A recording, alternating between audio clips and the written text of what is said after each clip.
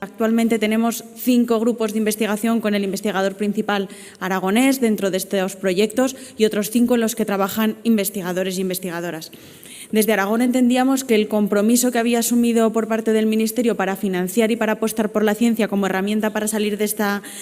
situación también se tenía que calcar en la comunidad autónoma. Ya anunciamos que haríamos una convocatoria propia y hoy es lo que se ha aprobado en este Consejo de Gobierno, un decreto ley por valor de 1 millón de euros para financiar 8 proyectos que habían sido aprobados por el Instituto de Salud Carlos III. Si bien eran proyectos que podían ser financiados y que eran adecuados, no iban a financiarse por ese fondo COVID porque el criterio fundamental que imponía el Ministerio es que fueran de corta aplicación, que fueran muy rápidos.